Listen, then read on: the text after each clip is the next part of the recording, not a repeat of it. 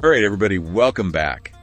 You ready for another deep dive? Always ready to go deep. I am pumped for this one. Yeah. So today, we're all about Mingo. We're going to be dissecting one of his verses, looking for that artistry and social commentary. You know, it's hidden in there. Like those little Easter eggs, you got to hunt for it. Yeah, I got to peel back those layers. Exactly. And, you know, our source material, it's a YouTube compilation of Mingo's greatest verses, which, let me tell you, it's like choosing a favorite star in the galaxy. There's so many. So many bangers. It's tough. It is tough. But there's just one verse that just hit me right between the eyes. And I just knew we had to like unpack this thing together. Really get in there. Let's break it down. Let's break it down. Okay, first I'm going to read the verse just straight up so we're all on the same page. Ready? Timmy. Okay. Can't pay the bills realistically by complaining, but already you in front of the wash roppy. If it's nice to meet you first, that's a cannibal. Did you know gunpoint and kidnapped by police is not gunpoint and kidnapped?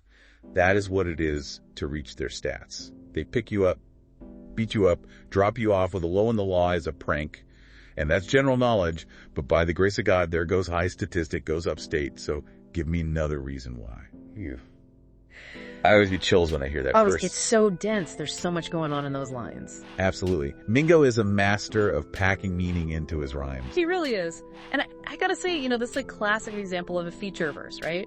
Where a rapper just comes in on somebody else's track and just blows the doors off. Yeah. Feature verses are where you really got to bring the heat. You got to make a statement. And Mingo, she doesn't mess around, right? He comes out swinging right from the jump. Right from the jump, yeah. He starts with this hustle mentality.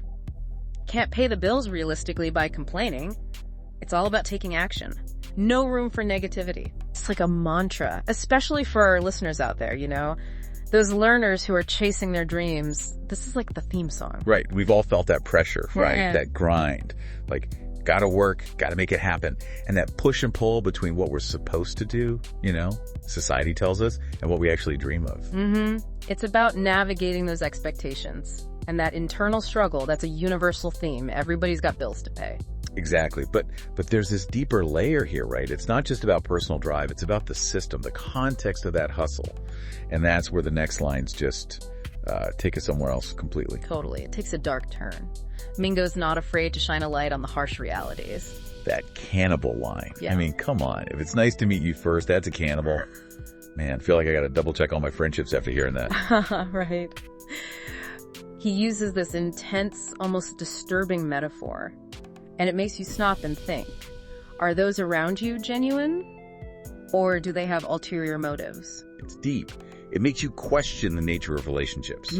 Are they just consuming you, your energy, your time, all that? You know what I'm saying? Yeah, it's about seeing through those masks. And it goes beyond individual relationships, right? It reflects on the whole system. There's this sense of like, everyone's out for themselves. For sure. And then bam, it's like he slams on the brakes and takes us into like a whole other dimension. We go from fake friends to police brutality, systemic injustice. I mean, talk about a gear shift. It's jarring, right? And I think that's intentional. He wants to shake us up, make us pay attention. It definitely gets your attention. Did you know gunpoint and kidnapped by police is not gunpoint and kidnapped? That is what it is to reach their stats.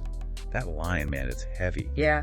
And he's not sugarcoating anything. He's putting it right out there. This is how the system operates. He's talking about the way the system defines violence. When it's coming from law enforcement, it's somehow different, right? Yeah. It's not seen as the same crime. And he presents it as general knowledge, doesn't he? Like, this isn't news to anyone in his community. It's just a fact of life.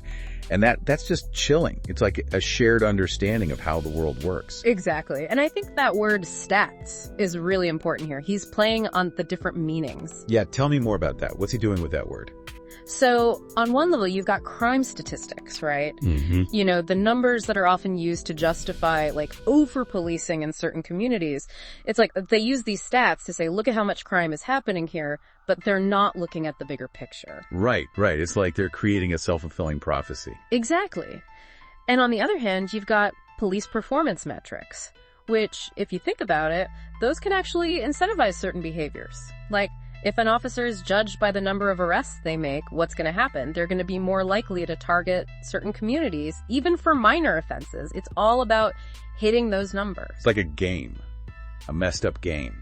Exactly. And the people in these communities, they're the ones who get caught in the crossfire. And then he hits us with his line, by the grace of God, there goes high statistic goes upstate. And it's like this dark humor. He's acknowledging the absurdity of it all. It's sardonic, right? Like he's pointing out the irony that the very system meant to protect people is often the one putting them in these situations. It's a grim reality check. It's a heavy truth. It is. And he doesn't offer any easy answers. He's just presenting the reality. This is what's happening. He's blending social commentary with personal reflection. It's complex. It's layered. Mingo is a master. Yeah. He's not preachy. He's not trying to tell you what to think. He's using his art to spark a conversation, to make you feel, to make you think. Absolutely. And that's the power of art, isn't it? To challenge us, to open our minds, to help us see the world differently. So, I mean, we've got it all here, right? Ambition, resilience, social awareness. And he weaves it all together with this incredible wordplay. What stands out to you the most from this verse? You know, for me, it's the way he connects those seemingly different ideas. Like, on the surface, you've got the hustle, the personal drive. But then he layers in the critique of the system, the injustice, the societal pressures. He's showing us how it's all connected. You can't talk about ambition without acknowledging the context, the obstacles, the realities that people face. Yeah, he's showing us the whole picture. The whole picture, not just the pretty parts. I love it, Mingo, man. Always keeping it real. So for all our listeners out there, those deep thinkers, those learners, I want to leave you with a question. How can understanding these themes in Mingo's verse help us better understand the complexities of our own world?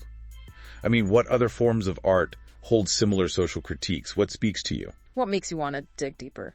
That's it for today's deep dive. Thank you for joining us. Keep those brains working, and we'll see you next time.